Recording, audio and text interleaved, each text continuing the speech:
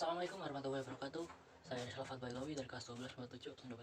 Di sini saya akan memberikan sebuah contoh bentuk dari proklamasi serta manfaat dari proklamasi tersebut. Sebelum itu, saya akan menjelaskan sedikit apa itu proklamasi.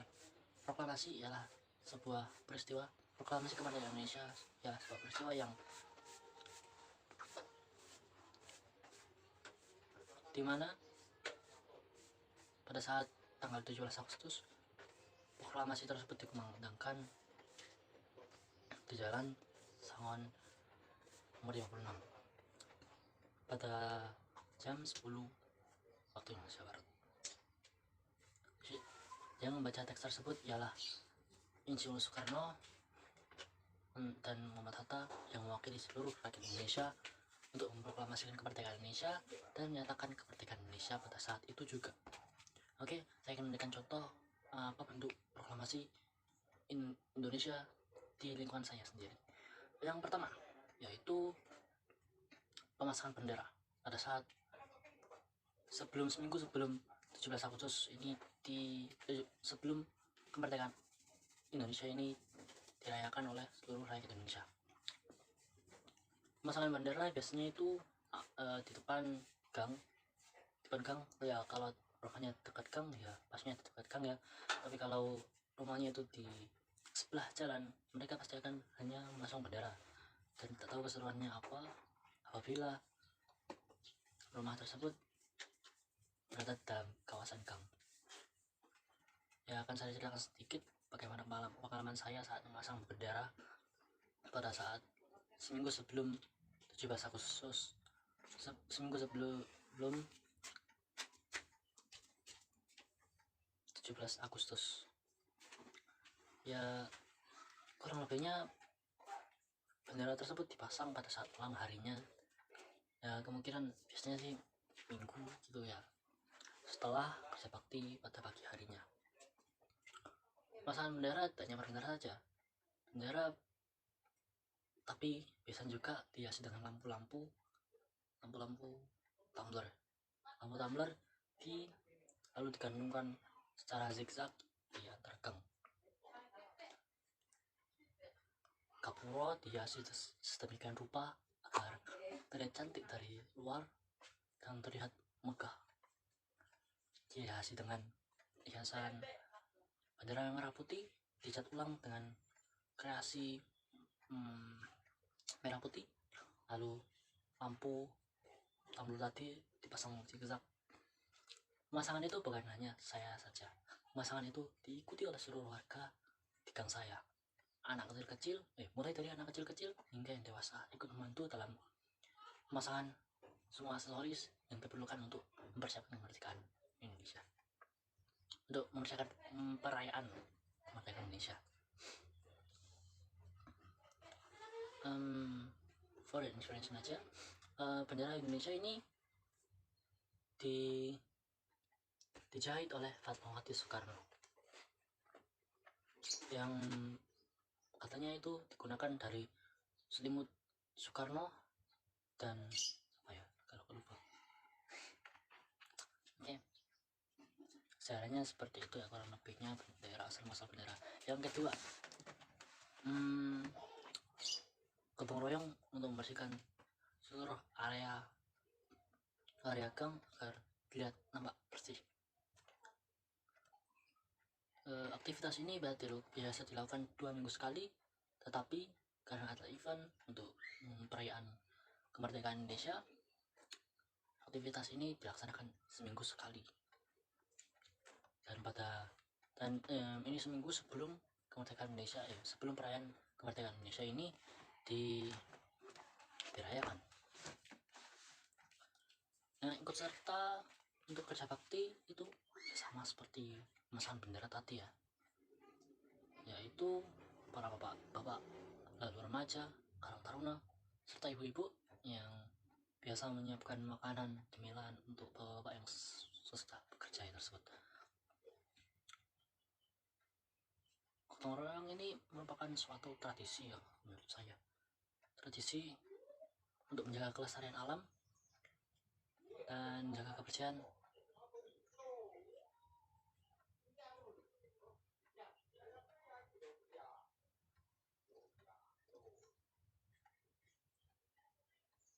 di dalam gang. Lalu ini ada gotong royong kerjasama dalam pembersihan ini dilakukan sebelum seminggu sebelum pemasangan bendera tersebut. Jadi kemungkinan tanggal 10 ya, kerja bakti ini dilakukan tanggal 9, lalu pemasangan benderanya dipasang tanggal 9 malamnya, 9 pagi mulai pukul 6 sampai pukul 9, kurang lebihnya seperti itu.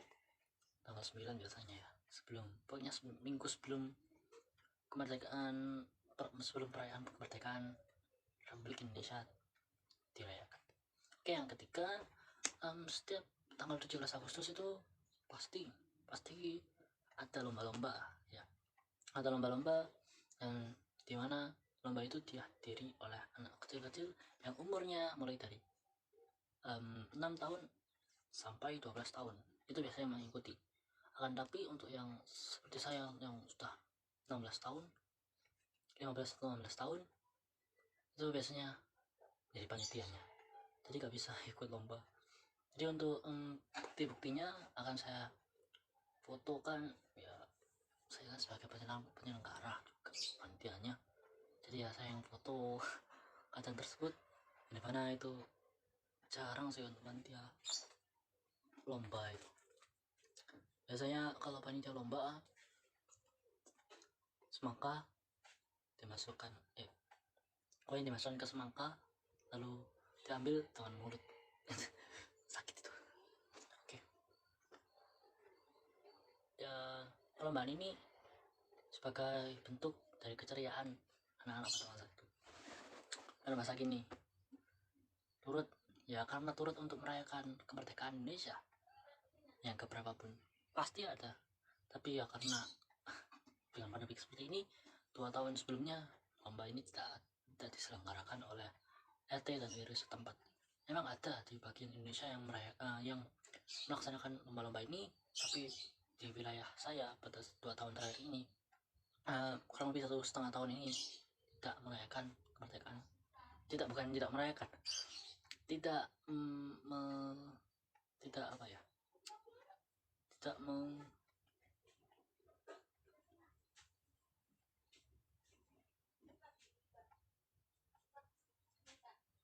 tidak memberikan woro-woro di sana, woro-woro umuman untuk lomba-lomba yang dilaksanakan pada pagi hari tanggal 17 Agustus tersebut.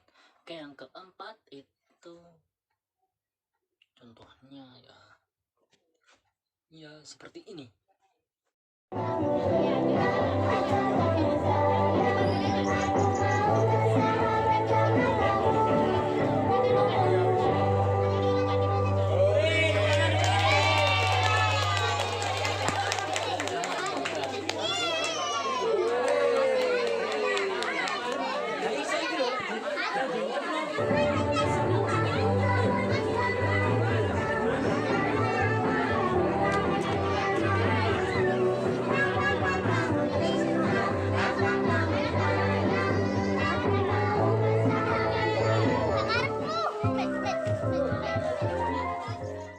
Oke, yang ketiga yaitu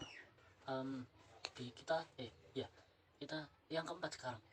Yang keempat, yang pertama tadi pemasangan bendera, yang kedua tentang kerjasama yang dilakukan sebelum pemasangan bendera tadi ya pagi harinya. Yang ketiga ini tadi melaksanakan lomba-lomba ya. Yang sekarang yang keempat ini penting untuk jaga di lingkungan sekitar, yaitu keharmonisan antara suku, budaya, ras, dan etnik.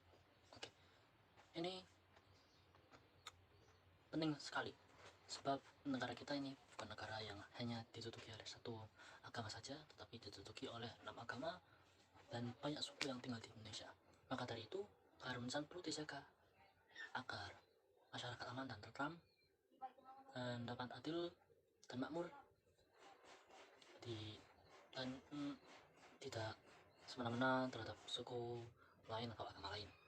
Menjaga keharmonisan ini penting sekali untuk diterapkan di wilayah sekitar ya, sebab apabila tidak terjaga dengan harmonis maka ya akan terjadi pertengkaran di antara keluarga, antar keluarga, dan keharmonisan pun putus, tidak ada lagi keharmonisan di wilayah masyarakat ini. Oke, yang terakhir, yang kelima, yaitu tentang sebentar. Yang kelima ini tentang menghargai perbedaan di wilayah masyarakat ini. Ya, karena di wilayah saya ini banyak, ya tidak banyak sih, mayoritas memang agama Islam, tapi ada juga yang non muslim, ada yang beragama lain dan dari suku lain, ada yang dari Flores dan lain sebagainya. Di daerah saya, saling menghargai itu adalah sesuatu yang penting. Jika tidak kita saling menghargai satu sama lain, maka akan jadi perpecahan antara suku, agama, dan lain sebagainya. Mengapa itu? Untuk menghargai itu perlu dijaga, sebab apabila tidak dijaga, untuk saling menghargai sama manusia, sama agama, ras, budaya, maka perpecahan di Indonesia akan terjadi.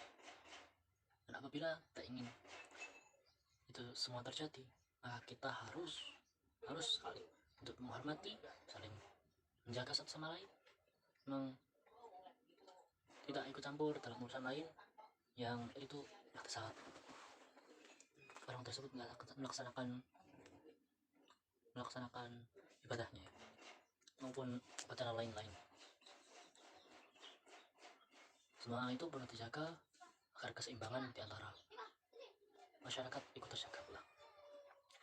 Oke, sekian dari saya. Kurang lebihnya mohon maaf. Wassalamualaikum warahmatullahi wabarakatuh.